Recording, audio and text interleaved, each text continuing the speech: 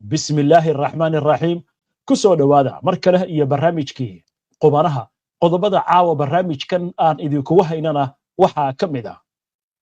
xoutiyiinta oo war ka soo saaray wararka Israa'iil ay ku andacoonaysa ee ah in duqeyntii caawa ka dhacday magaalada Sanca lagu beegsaday mas'uuliyiin ka tirsan kooxda reer Yaman Israa'iil oo sheeganaysa cidda ay bartilmaameedsanayeen ee weerarka lagu qaaday Israa'iil oo sidoo kale qiratay in Gaza ay ugu daran tahay furimaha ay kaga jirto dagaalka mid ka mid ah dalalka carabta oo soo dhaweeyay safiir Israa'iiliya xilli dunida meelo badan laga diidan yahay diblomaasiyadda Israa'iil sabab la xiriira dagaalka Gaza Turkiga oo rakibtay nidaamka difaaca hawada oo isaga uu farsamaystay wasiirka arrimaha dibadda Iiraan oo wacd ku maray inay si adag uga jawaabi doonaan tallaabada dalalka Faransiiska, Jarmalka iyo Britain ku go'aansadeen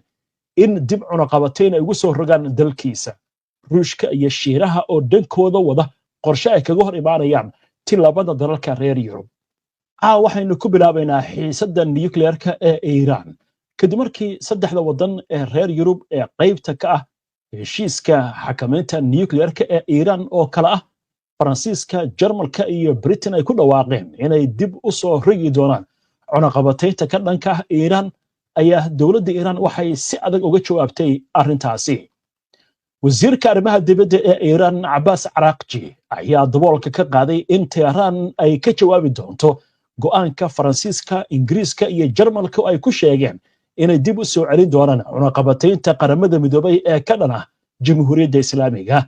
Araghchi oo qadka telefoonka galabta kula hadlay wasiirada arrimaha dibadda ee saddexdaasi wadan ayaa waxa uu yiri Jamhuuriyadda Islaamiga ee Iiraan waxay si ku habboon uga jawaabi doontaa tillaabada sharci darrada ah ee aan cudurdaarka lahayn ee saddexda dal ee Yurub qaadeen iyadoo ujeedadu ay tahay difaacidda xuquuqdeena iyo danaha qaranka. Maanta Faransiiska, Britain iyo Jarmalka ayaa sheegay in ay qaadi doonaan tilaabo dib loo soo celinaya cunaqabateyntii qaramada midoobay ee ka dhanka ahayd Iiraan kadib markii hadalkay u dhigeen Iiraan ay fulin weyday waajibaadkeedii ku aadanaa barnaamijka nuclear-ka go'aankaas oo ay ku xiseen warqadda ay u direen golaha ammaanka ee qaramada midoobay sida ay sheegayso wakaaladda wararka ee AFP. warqadda ayaa waxa ay tilmaamaysaa in saddexda dal ay doonayaan in goluhu uu qaado go'aanka cunaqabateynta gaar ahaan kooxda la yiraahdo E3 taasi oo qayb ka ah heshiiskii nuclear-ka ee 2015 waxaana la sheegay muddo 30 maalmood gudahooda inay ku dhaqangeli doonto cunaqabateyntaasi oo la hakiyay 10 sano ka hor. dalalka Yurub waxay hanjabaadaasi wadeen balihii la soo dhaafay waxaana hirgelinta habkani uu ku soo beegmaya toddobaadyo uun ka hor inta aanu dhammaan heshiiskii hore iyadoo diblomaasiyadduna istaagtay kadib dagaalkii Israa'iil oo Mareykanku taageeraya qayb ay weerar ku qaadeen xarumaha nuclear-ka ee Iiraan. wadahadallada u dhaxeeya Mareykanka iyo Iiraan ayaa ku soo dhamaaday ismaandhaaf taasi oo ka dhalatay iskaashiga Iiraan ay aaminsan tahay in Mareykanka iyo Israa'iil ay ka galeen weerarka lagu qaaday wadankeeda. danjiraha Israa'iil u fadhiya qaramada midoobay Danny Danon ayaa ku tilmaamay go'aanka Faransiiska, Ingiriiska iyo Jarmalka ee dib lagu soo celinaya cunaqabateynta tilaabo muhiim ah sida hadalka uu dhigay. laakiin war ka duwan warkaasi ku-xigeenka danjiraha Ruushka u fadhiya qaramada midoobay ayaa caawa ka shaqeeyay in Paris, London iyo Berlin aysan raad sharci ah u lahayn inay dib ugu soo rogaan Iiraan cunaqabateyn. wuxuuna yiri waxaan aaminsanahay in go'aankan dalalka Yurub qaadeen aanu lahayn wax sal sharci ah gabi ahaanba sababtoo ah buu yiri dalalka Yurub si niyad ah uma fulin qaraarka tirsigiisa uu yahay 2231 kaasi oo hagaya heshiiska nuclear-ka 2015 ayuu yiri Dmitry Polonsky. Ruushka iyo Shiinaha ayaa Khamiistii dhammaystiray qaraar qabi ah oo cusub oo loo gudbinaya golaha ammaanka ee qaramada midoobay kaasi oo lagu kordhinayay heshiiska nuclear-ka ee la gaaray 2015 6 bilood oo dheeraad ah. isla markaasna waxay ku baaqeen in dhammaan dhinacyadu si degdeg ah ugu laabtaan wadahadallada sida ay sheegeen ilo wareedyo dhanka diblomaasiyadda ah. waa tahay markana balaanu eegno xaggaasi iyo Turkiga. dowladda Turkiga ayaa lagu soo waramayaa in ay soo bandhigtay nidaamka difaaca hawada oo lagu farsameeyay gudaha wadanka waxaana la sheegay nidaamkan in markaa lagu wareejiyay ciidamada munaasabad goobjoog oo ka ahaa madaxweyne Rajab Tayyip Erdogan warbixin amurahani ku aadan waxaa soo jeedinaysa wariyahayaga Nimca Cabdikariin Timacade madaxweynaha Turkiga Rajab Tayyip Erdogan oo ka qayb galay xafladda wareejinta nidaamka difaaca hawada ee dalka lagu sameeyay loo yaqaan Steel Dome oo la siiyay ciidanka Turkiga ayaa carabka ku adkeeyay in dalkiisa uu kor u qaaday heer cusub oo ku saabsan difaaca cirka iyo mashaariic kale oo ay ku jirto hirgelinta xarunta isku dhafka ah ee difaaca cirka ee Yurub. ciidanka Turkiga ayaa lagu guddoonsiiyay nidaamka difaaca lakabyada badan ee Steel Dome oo ay soo saartay shirkadda Turkiga ah ee Aselsan xafladda lagu qabtay xiradooda oo ku taala caasimadda Ankara waxaana Erdogan uu ku tilmaamay maalintaasi mid taariikhi ah oo ku saabsan socodka madax banaanida Turkiga oo ka tirsan isbahaysiga NATO ayaa markii ugu horeysay soo bandhigay warshadaha qaabilsan soo saarista nidaamka difaaca hawada ee Steel Dome bishii July ee sanadkii hore ee 2024 iyadoo markaasina uu socday dagaalka xasuuqa Israel ay ka wado marinka Gaza waxayna ujeedadu ahayd in la dhiso difaacyo cirka ah oo la mid ah nidaamka Iron Dome ee Israel haysato. madaxweynaha Turkiga ayaa sharaxay in dalkiisa uu qaaday 3 tilaabo oo xoojinaya awoodda ciidanka isla markaana horumar u keenaya warshadaha difaaca qaranka. Tilaabooyinkaasi oo kala ah wareejinta nidaamka Steel Dome oo ciidanka lagu wareejiyay, furitaanka 14 xarumood oo shirkadda Aselsan ay leedahay, iyo sidoo kale dhagax dhigga saldhigga tiknoolajiyadda ee loo yaqaan Ogilvy. madaxweyne Erdogan ayaa sheegay in saldhigga Ogilvy uu matalayo maalgelinta ugu weyn ee hal mar lagu sameeyay warshadaha difaaca ee dalka iyadoona 1.5 bilyan oo dollar lagu maalgeliyay shirkadda Aselsan isla markaana noqon doonta xarunta ugu weyn ee isku dhafka ah ee difaaca cirka ah ee Yurub. Erdogan ayaa intaasi ku daray in ay noqon doonto mid ka mid ah xarumaha difaaca ee tiknoolajiyadda ugu horumarsan ee gobolka. xaruntan qaybteeda ugu horeysa ayaa la filayaa inay shaqo bilowdo bartamaha sanadka soo socda ee 2026. madaxweynaha Turkiga ayaa sidoo kale ka hadlay faahfaahinta nidaamyada Turkiga isagoo oo muujiyay nidaamka difaaca fog ee Sabri oo hadda la soo saarayo uu noqonayo isbedel taariikhi ah oo ku yimaada difaacyada Turkiga. waxa uu intaasi ku daray in Turkigu uu xoojin doono difaacyadiisa dhexe oo ay ku jiraan 3 nidaam oo ah kuwa loo yaqaan Hisar isla markaana nidaamka Korkut iyo sidoo kale raadarada digniinta hore bixiya ay kaalin indho iyo sidoo kale dhaga ah ka ciyaari doonaan furimaha dagaalka. nidaamyada dagaalka elektrooniga ah ee Bohoy sidoo kale Reddit oo dhana 7 ayaa dalkayaga u qaadi doona kaalmo sare oo dhinacan ah ayuu yiri madaxweyne Erdogan. Erdogan ayaa tilmaamay in Turkigu ka shaqeynayo sidii nidaamyadiisa difaaca loogu heli lahaa saaxiibo iyo xulafo isagoo carabka ku adkeeyay intaasi ay sare u qaadi doonto firfircoonida diblomaasiyadda. waxa uu sheegay in waxyaabaha ay soo saaraan warshadaha difaaca Turkiga ee dibadda loo dhoofiyo ay dhaaftay ilaa 7 bilyan sanadkii hore. madaxweynaha Turkiga ayaa xusay in bishan Agoosto ay u leedahay guul dadka Turkiga maadaama guulo waaweyn oo go'aan la gaaray sida dagaalka Malazgirt, dagaalkii Children iyo sidoo kale dagaalkii Muhag. Turkiga ayaa sanadihii la soo dhaafay yareeyay ku tiirsanaanta sahayda qalabka difaaca ee shisheeye isla markaana waxa uu noqday mid ka mid ah dalalka hormuudka ka ah suuqyada caalamka ee dhoofiya diyaaradaha aan duuliyaha lahayn ee hubeysan. Xuutiga oo war ka soo saaray wararka Israa'iil ay ku andacoonaysa ee ah in ay baagsatay mas'uuliyiin ka tirsan kooxda reer Yemen. waxaan kaloo eegaynaa Israa'iil oo caawa si la yaab leh u qirtay in Gaza ay ugu daran tahay furimaha dagaalka ay kaga jirto. hagaag wararka xuutiyiinta iyo warkan laga soo saaray duqeyntii Israa'iil ee caawa ku qaaday magaalada Sanca intaan u iman waxaynu eegaynaa xagga marayka Gaza halkaasi oo lagu soo waramayo Israa'iil duqeymo culus inay wado weerar xooggan oo ka socdo dhanka bartamaha marayka Gaza. macluumaadka ugu dambeeya waxay sheegayaan in tan iyo saaka Israa'iil duqeymaha ay ka geysatay marayka Gaza lagu dilay 61 qof oo Falastiiniina 19 ka mid ah dadkaasi waxa la dilay iyagoo raadinaya gargaar. laakiin wararka kale caawa ugu weyn waxa kamid ah iyadoo la sheegayo in wasiirka maaliyadda Israa'iil Bezalel Smotrich uu sheegayo in furimaha dagaalka ay kaga jiraan ay ugu daran tahay marayka Gaza. macnaha Gaza waxa naga haysta wax la arkay oo la maqlay ma aha ay ula jeedaan. dhinaca kale arrimaha diblomaasiyadda wararka iyaga ugu dambeeyay maalmahan waxaad kula socoteen Brazil iyo Israa'iil oo xurguf dhanka diblomaasiyadda ka dhex qaraxday kadib markii Brazil ay diiday in ay warqadaha diblomaasiyadda ay ka guddoonto safiir cusub oo Israa'iil magacawday. arrintaas waxay dhalisay Israa'iil inay ka carooto oo weliba BNG ama persona non grata waxa loo yaqaan loo jaray madaxweynaha Brazil Lula da Silva.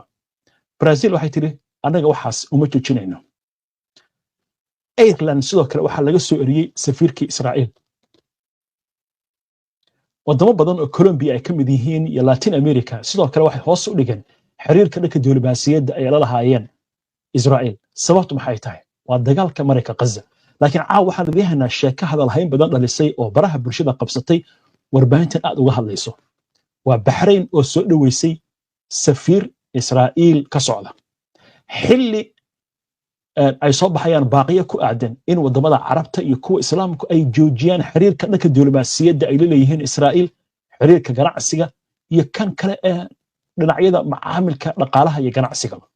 haddaba aynu eegna sheekadan oo ay wax ku qorayso hay'adda warbaahinta Bahrain laga leeyahay ee lagu magacaabo BNA. wasiirka arrimaha dibadda ee dalka Bahrain Abdulfatif bin Rashid Al-Zayani ayaa aqbalay warqadaha aqoonsiga safiirka cusub ee Israa'iil oo lagu magacaabo Samuel Ravel, waxaana lagu soo dhaweeyay xarunta caasimadda waddankaasi ee Manama. Dr. Al-Zayani wuxuu adkeeyay muhiimadda ay leedahay sii wadida dadaalada lagu taageerayo nabadda, amniga iyo xasiloonida gobolka sida ay sheegayso wakaaladda wararka ee BNA laga leeyahay Bahrain. sanadihii la soo dhaafay dalal ay ka mid yihiin Bahrain, Suudaan, Morocco iyo isaga Imaaraadka Carabta ayaa qaaday tillaabooyin xiriirka dhanka diblomaasiyadda ay la samaysanayaan Israa'iil iyagoo kordhiyay iskaashiga dhaqaalaha iyo militariga inkastoo Suudaan isbedel uu ka dhacay. heshiiskaasi oo loo yaqaano heshiiska Ibrahim ayaa si xoog leh waxa u dhiirigelinayay Mareykanka. arrintan waxaa la sheegayaa inay dhalisay hadal hayn aad u ballaaran. waayo Israa'iil sidaad kula socoteen barnaamijka wararka caawa ee gordhow ta baxay waxay weerartay magaalada Sanaa. Israa'iil waxay sheeganaysaa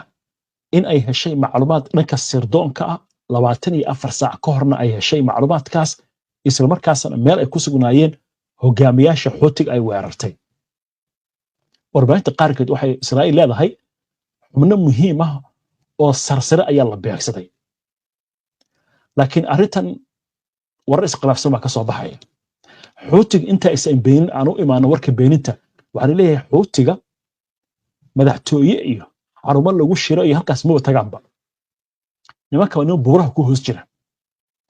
waxaana duqeyntan ay dhacday iyadoo khudbad uu jeedinayo hogaamiyaha Xuutiga Cabdulmalik al-Xuuti inkastoo la aaminsan yahay khudbadaas in la sii duubo oo la sii diyaariyo.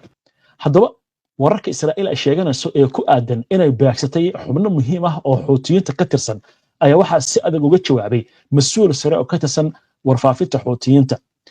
Nasir al-Din Amir ayaa u sheegay telefishinka Al Jazeera inaysan jirin wax ka run ah wararka sheegaya in hogaamiyaal ka tirsan ururka Xuutiyiinta lagu beegsaday magaalada Sanaa isagoo ku tilmaamay sheekadaasi mid jahwareerin ah. Nasir al-Din wuxuu yiri weerarkan ma ahan mid cusub. Israa'iil waxay beegsatay buu yiri xaafado dad rayida ay degan yihiin taas oo ah buu yiri fashil la mid ah kuwii hore isla markaasna hawlgaladeeda taageerada Gaza waa Xuutiyiinta ay sii socon doonaan. wuxuu sheegay in waxa socda ay yihiin weerar lagu qaaday hantida dadka rayidka ee shacabka Yemen isla markaasna wuxuu yiri taasi waxay la xiriirtaa mowqifkooda ay ku taageerayaan Gaza. dhinaca kale ila ciidan ayaa Xuutiyiinta ka tirsan waxay xaqiijiyeen inaysan jirin wax ka run ah wararka sheegaya in hogaamiyaal ka tirsan ururka Xuutiyiinta la beegsaday. goor sii horeysay hay'adda warbaahinta Israa'iil ayaa sheegtay in weerarka Sanaa uu ahaa mid gaar ah oo muhiim ah iyadoo intaas ku dartay in bartilmaameedka weerarka uu ahaa taliska sare ee Xuutiyiinta iyo taliyaha guud ee ciidanka.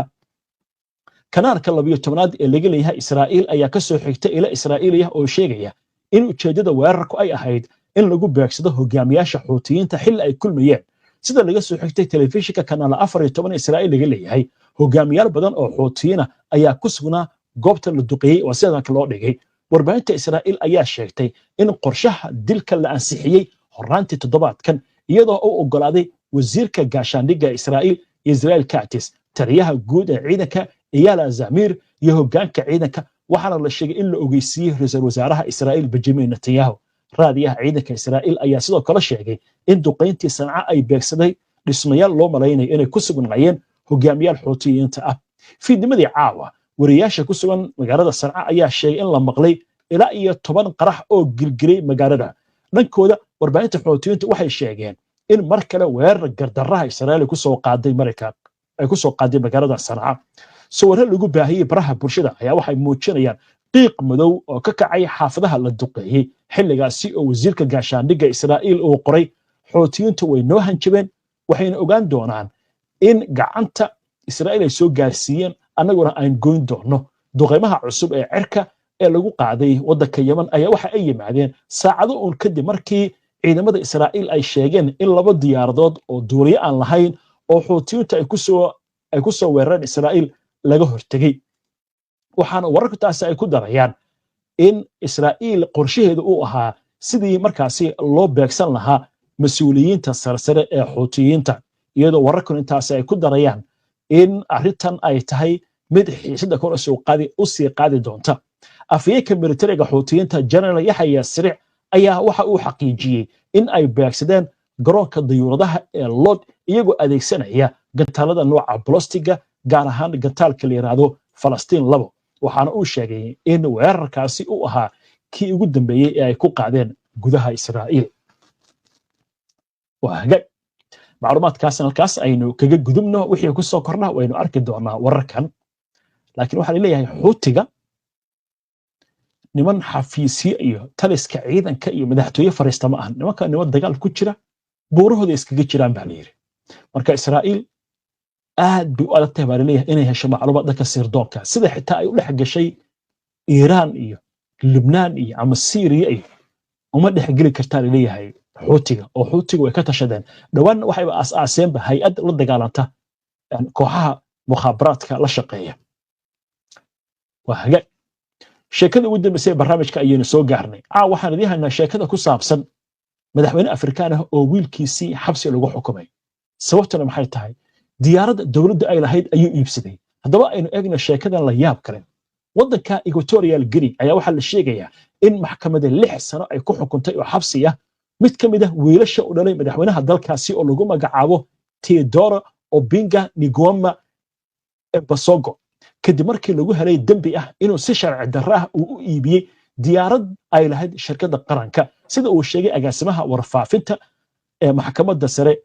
Hilario Matogo maxkamaddu waxay faahfaahisay in ninkan lagu magacaabo Ruslan Obiang Nisir oo konton jir ah isla markaasna ahaa agaasimaha shirkadda qaranka ee Sipa International uu iibiyey diyaaradda nooceedu uu ahaa ATR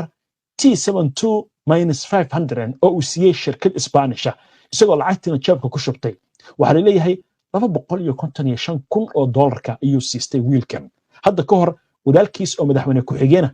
ayaa wuxuu ku xukumay xabsi guri in lagu hayo ninkan oo lagu eedeeyey inuu ku takrifalay lacagtii dawladda waxaana markaasi la sheegayaa in arrintaasi ay sababtay inuu soo dhex galo aabahood oo 83 sano jir ah oo waddankana xukumayey 46 sano wiilashiisuna ay ka mid yihiin kuwa imika maamulka qayb weyn ka ah